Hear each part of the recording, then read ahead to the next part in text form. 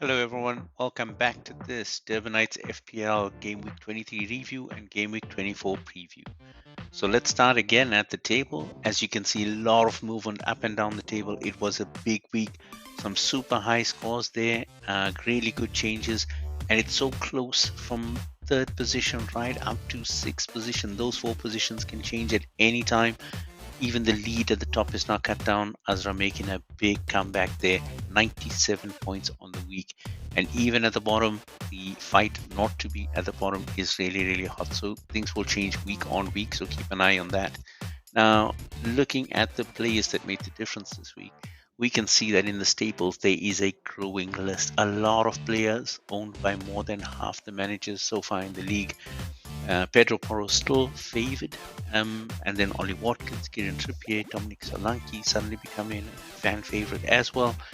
Palmer, Alvarez, Saliba, Areola, and Kevin De Bruyne making his way back. Still no Erling Haaland, but I think it will only be a matter of time before he's back there. Now, looking at the differentiators from that week, Gabriel Martinelli starting to make his way back. He is on stunning form currently. One to look at. His price has dropped considerably because of his early season form. That's definitely one you want to track. Then looking at Pascal Gross still holding together for Brighton, even though the results may not be going their way. Then Matthias Cunha hitting a stunning patch of form. Big points this week. Phil Foden coming in with a couple of goals in the Man City win, putting in a man of the match performance and getting 20 points on the week. So three lucky managers having him. One left him on the bench though. And then Saka, just as I was giving you the advice that maybe it's time to let him go, he comes up with two good weeks in a row, 9 points and 10 points respectively. So maybe keep looking at Saka and make a decision there. Now, looking at the hits and misses for this week, on the hit side, really big week for Azra, getting 58 points from her strikers, having Watkins and Cunha on the team made all the difference. And then Fati pulling out 55 points from that midfield, a massive midfield there, including Richarlison as well, really, really coming to the fore.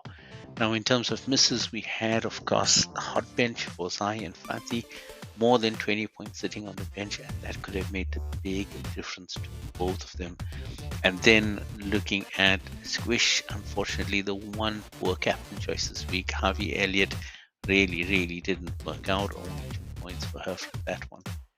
Now, looking at the best possible selection from the players on our team, you got Martinez at the back, Thiago Silva, Trippier, and Ake.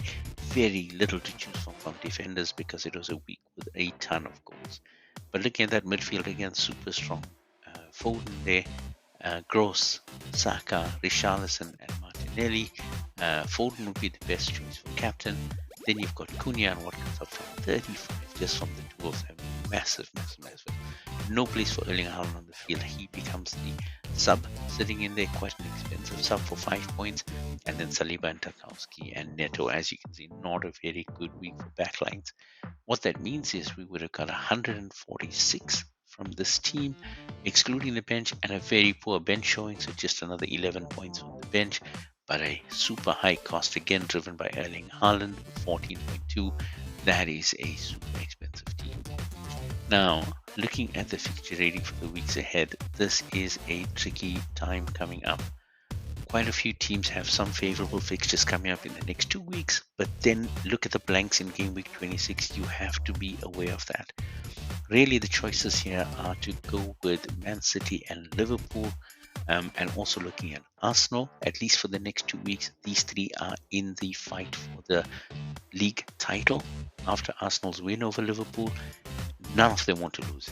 All the players are going to go all out, so you really need to look at. Doesn't matter what it says on paper. These are the teams you need to look at. Man City also having a double game week coming up. Again, not the easiest draw, Chelsea and Brentford. But again, 2 games in a week can really help. And if Haaland is back and if he's on form, you got to watch out for that. Looking at the other teams as well, it's kind of a mixed bag as it goes in, just based on form as well. Some good games, some bad games. No one with a really great run. Newcastle coming to the end of that blessed run as well, and hopefully they can do the job against Forest and Bournemouth. So just to call out here, we've got Luton in there because they've got a home game against Sheffield United. with their current form, I should expect them to win that one and possibly score a few. Liverpool as well, after slipping up at Arsenal, will want to win at Anfield against Burnley. Man City definitely now have the door open after that result from Arsenal Liverpool. They've got Everton. Everton are struggling when they go on the road and they are traveling to the Emirates to first Man City. It's probably going to be a blowout. That's my prediction at least. Then looking at Arsenal, Aston Villa, Spurs, Newcastle, and Manchester United are all playing each other. So teams 3 through to 8 in the Premier League are playing each other in this game week. It is an insanely tough game week to call. So just be super careful when making those selections. Now, looking at teams that you definitely want to avoid, Burnley have a tough time coming up, Liverpool, and then Arsenal back to back before going to Crystal Palace, who also should dominate them. Then you're looking at Everton as well, going up against City before taking on Crystal Palace, and then having Brighton. Everton not having the best time after a fairly good run of form, a lot of draws coming their way. They have not won a game in the last 5, which is starting to be concerning. Bournemouth still have, Bournemouth and Brentford at least, they still have a few good games this week, as do Chelsea, but then you'll see it gets really crazy really quickly. Brentford, especially game week 26, is looking like an absolute nightmare. Liverpool and City back to back, as that is extremely difficult. And of course, Chelsea also with that City game in game week 25. Now, looking at the choices that we have, so from the back line, actually, most of the defenders that we have within our league are all up and running, so nobody injured. But you've got Sanchez still out from Chelsea, and you've got Pope still out from Newcastle, and Zinchenko's doubtful for this game week. But other than that, no call outs from the selection we have. But looking at picks for goalkeepers, if you are looking to go in, you've got Alisson and Edison, of course, Man City and Liverpool having favorable fixtures, so that might be one to look at. But if you need to look a bit more on the bargain basement side, Bernd Leno's and Fulham still have a good few fixtures ahead of them, as does Neto from Bournemouth. This week they're playing each other. A 0-0 draw could help you with that one. Looking at the rest of the back line from a defensive point of view, you've got Trent Alexander-Arnold. He's doing absolutely magnificent, but he's super expensive to have at the back. Really depends if you've got the funds for him or not.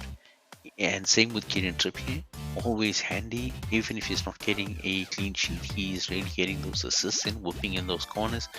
Those are super expensive choices. If you're looking for some options, looking to actually save some money, and again, a reminder to everyone that Mo Salah is out injured and expected to be back in the next game week. If he's back, those that have let him go will be looking to bring him back ASAP as Liverpool challenge for the title. If you're looking to then get some money in the bank, you can look at Max Kilman from Wolves. He's been doing really well and getting some goals as well. Then you're looking at Gomez from Liverpool. That Liverpool backline is pretty tight, and it's got Van Dijk, who's pretty expensive, got Trent Alexander-Arnold, pretty expensive. Gomez is one of the regulars who's not that expensive, so can still get you the points, at least from a defensive point of view.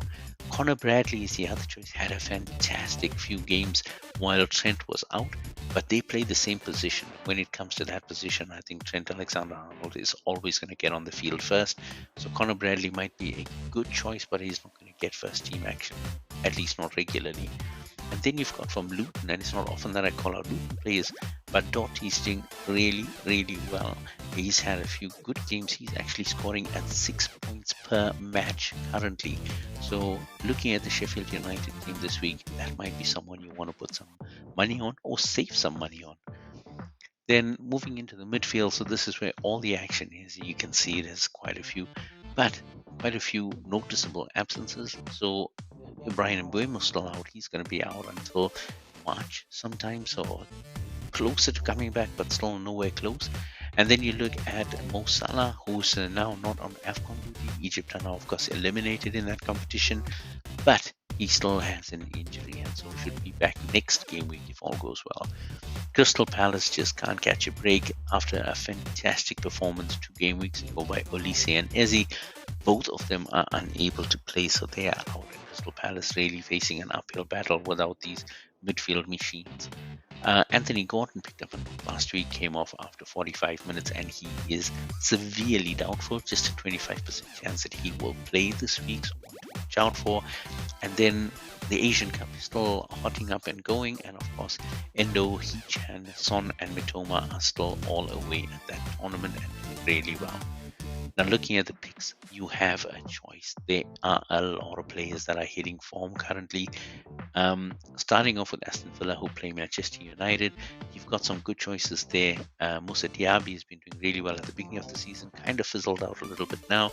Douglas Luiz has been doing even better, and currently the top midfielder in terms of points scored at Aston Villa and a fairly good price still. From Brighton, Pascal Gross, he has been carrying that midfield and scoring along the way, so definitely well worth a look. And then you've got from Spurs, Richarlison. Who can afford not to have Richarlison right now? If you've got that 7 million sitting around, it's time to drop it on him. He's doing really, really well. He's currently on stunning form. Then you've got the West Ham duo of Bowen and Ward-Prowse. So they're coming up against United this week. It could be a big one for them, or it could go all down to bust. So it's really difficult to say. If you're looking at Bournemouth for one more game, Marcus Tavernier is still a good option, and again one that can really drop your budget. So put some money in the bank for that Salah return next week.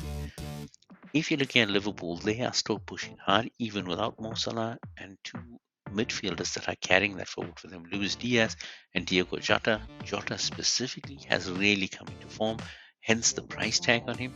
But again, if you're not bringing back Mo Salah, he might be a very good choice to bring in.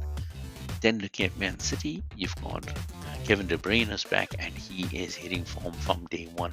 I have a feeling, and it is my personal opinion, that himself and Haaland are just primed and ready to kick off for this challenge for a fifth title. So I would say definitely a good choice to have in the team, but it's going to be difficult once Mo Salah is back. And if you still have Richarlison and maybe one Saka in there, that's a very expensive midfield. For Foden's a cheaper choice, and he's definitely had a great game week last week, but not consistently. He does fire and then sputter out a little bit, so it's really a bit of a gamble if you want to spend those 8 on him. First time in a long time that I'm calling out a Manchester United player. Manchester United had a really good game last week. Garnacho is doing really well. Højlund up front as well. We'll talk about him, as well as Kobe Mainoo. And I think these youngsters are starting to perform. Whether they can get the win against Aston Villa this week remains to be seen.